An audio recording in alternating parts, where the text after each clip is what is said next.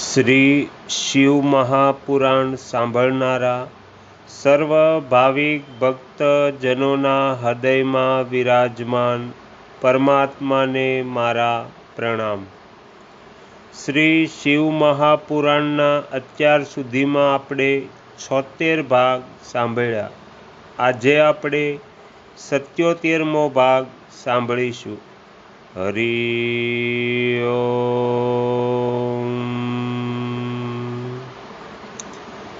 આ સત્યના પ્રભાવથી ભગવાન શિવ સ્વયં જ પોતાના ભક્તને મૃત્યુના સૂક્ષ્મ બંધનથી મુક્ત કરી દે છે, કેમ કે એ ભગવાન જ બંધન અને મોક્ષ આપનારા છે। ઠીક એવી જ રીતે જેવી રીતે ઉર્વારુક અર્થાત કાકડીનો વેલો પોતાના ફળને જાતે જ લતામાં બંધનમાં બાંધી રાખે છે અને પાકી જાય ત્યારે સ્વયં જ એને બંધનથી મુક્ત કરી દે છે। આ મૃત સંજીવની મંત્ર છે, જે મારા મતે સર્વોત્તમ છે। તમે પ્રેમપૂર્વક નિયમથી ભગવાન શિવનું સ્મરણ કરતા કરતા આ મંત્રનો જપ કરો। જપ અને હવન પછી આનાથી જ અભિમંત્રિત કરેલા જળ દિવસે અને રાતે પીવો તથા શિવ વિગ્રહ, શિવ મૂર્તિ અથવા લિંગ સમીપ બેસીને એમનું જ ધ્યાન કરતા રહો। આથી ક્યાંય પણ ભય રહેતો જ નથી। ન્યાસ વગેરે સર્વ કાર્ય કરીને વિધિવત ભગવાન શિવની પૂજા કરો। આ બધું કરીને શાંત ભાવથી બેસીને ભક્ત વત્સલ ભગવાન શંકરનું ધ્યાન કરવું જોઈએ। હું ભગવાન શિવનું ધ્યાન બતાવી રહ્યો છું, જેને અનુચાર એનું ચિંતન કરીને મંત્ર જપ કરવો જોઈએ। આ રીતે નિરંતર જપ કરવાથી બુદ્ધિમાન પુરુષ ભગવાન શિવના પ્રભાવથી એ મંત્રને સિદ્ધ કરી લે છે।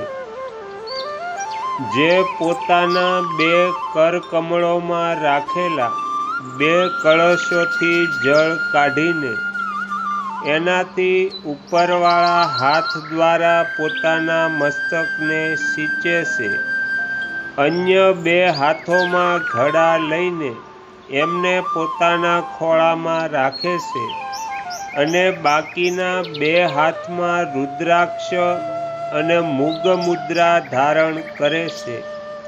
કમળના આસન પર 2 હાથમાં રુદ્રાક્ષ અને મુગ મુદ્રા ધારણ કરે છે। કમળના આસન પર બેઠા છે। માથા પર સ્થિત ચંદ્રમાંથી નિરંતર ઝરતા અમૃતથી જેમનું આખું શરીર ભીનું થયેલું છે તથા જે 3 નેત્રો ધારણ કરનારા છે એ ભગવાન મૃત્યુંજયનું, જેમની સાથે ગિરજાનંદની ઉમા પણ બિરાજમાન છે, હું એમનું ભજન ચિંતન કરું છું। બ્રહ્માજી કહે છે, હે તાત, મુનિશ્રેષ્ઠ દધીશને આ પ્રકારે ઉપદેશ આપીને શુક્રાચાર્ય ભગવાન શંકરનું સ્મરણ કરતા કરતા પોતાના સ્થાને પાછા જાય છે। એમની એ વાત સાંભળીને મહામુનિ દધીશ બહુ પ્રેમથી શિવજીનું સ્મરણ કરવા તપસ્યા માટે વનમાં જાય છે। ત્યાં જઈને એમણે વિધિપૂર્વક મહામૃત્યુંજય મંત્રનો જપ અને પ્રેમપૂર્વક ભગવાન શિવનું ચિંતન કરતા કરતા તપસ્યાનો આરંભ કર્યો। દીર્ઘકાળ સુધી મંત્રનો જપ અને તપસ્યા દ્વારા ભગવાન શંકરની આરાધના કરીને દધીસે મહામૃત્યુંજય શિવને સંતુષ્ટ કર્યા. હે મહામુનિ, એ જપથી પ્રસન્ન ચિત્ત થયેલા ભક્તવત્સલ ભગવાન શિવ દધીશના પ્રેમવશ એમની સામે પ્રગટ થયા. પોતાના પ્રભુ શંભુનું સાક્ષાત દર્શન કરીને મુનીશ્વર દધીશને બહુ જ પ્રસન્નતા થઈ. એમણે વિધિપૂર્વક પ્રણામ કરીને બંને હાથ જોડીને ભક્તિભાવથી શંકરનું સ્તવન કર્યું. હે તાત, હે મુનિ, તદંતર મુનિના પ્રેમથી પ્રસન્ન થયેલા શિવે ચ્વનકુમાર દધીશને કહ્યું, તમે વરદાન માંગો. ભગવાન શિવનું આ વચન સાંભળીને ભક્ત શિરોમણી દધીશ હાથ જોડીને નતમસ્તક થઈને ભક્તવત્સલ શંકરને કહે છે, હે દેવદેવ મહાદેવ, મને 3 વરદાન આપો. મારા હાડકાં વ્રજ થઈ જાય, કોઈ પણ મારો વધ ન કરી શકે અને હું સર્વત્ર અધીન રહું, ક્યારેય મારામાં દીનતા ન આવે. દધીશનું આ વચન સાંભળીને પ્રસન્ન થયેલા પરમેશ્વર શિવે તથાસ્તુ કહીને એમને એ 3 વરદાન આપ્યા. શિવજી પાસેથી 3 વરદાન મેળવીને વેદ માર્ગમાં પ્રતિષ્ઠિત મહામુનિ દધીશ આનંદમગ્ન થઈ ગયા અને શીઘ્ર જ રાજા શ્રુવાના સ્થાને ગયા. મહાદેવજી પાસે અવધ્યતા, વ્રજામય અસ્થિ અને અધીનતા મેળવીને દધીશે રાજેન્દ્ર શુવાના માથા પર લાત મારી. પછી તો રાજા શ્રુવે પણ ક્રોધ કરીને દધીશ પર વ્રજથી પ્રહાર કર્યો.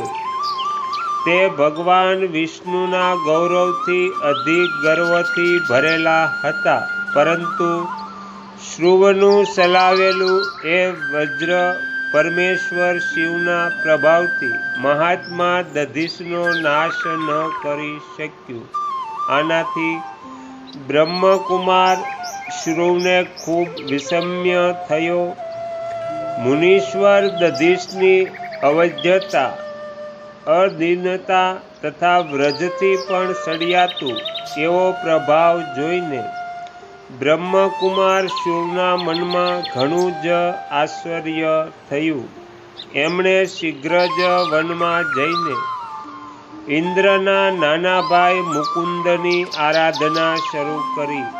તે શરણાગત પાલક નરેશ મૃત્યુજય સેવક દધીશથી પરાજિત થઈ ગયેલા હતા.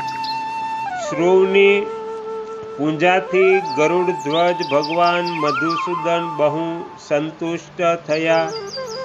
એમણે રાજાને દિવ્ય દ્રષ્ટિ પ્રદાન કરી.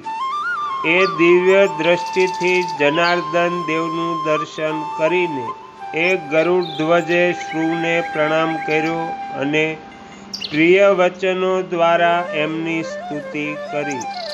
આ રીતે દેવેશ્વર વગેરેથી પ્રશંસિત એ અજય ઈશ્વર શ્રી નારાયણ દેવનું પૂજન અને સ્તવન કરીને રાજાએ ભક્તિભાવથી એમની સામે જોયું અને જનાર્દનના ચરણોમાં મસ્તક રાખીને પ્રણામ કર્યા. પછી એમણે પોતાના અભિપ્રાય સૂચિત કર્યા. તો અહીંયા શ્રી શિવ મહાપુરાણનો 77મો ભાગ સમાપ્ત થાય છે. હવે પછીના વિડીયોમાં આપણે 78મો ભાગ સાંભળીશું. તમે તમારો કિંમતી સમય આપી એકાગ્ર ચિત્તે પ્રસન્નતાપૂર્વક શ્રી શિવ મહાપુરાણ સાંભળ્યું એ બદલ હું આપ સૌનો ખૂબ ખૂબ આભાર વ્યક્ત કરું છું અને આશા પણ રાખું છું કે તમને સાંભળવું ગમ્યું હશે. જો ગમ્યું હોય તો બીજા 5 લોકોને પણ સંભળાવજો. શ્રી સદ્ગુરુ દેવની જય.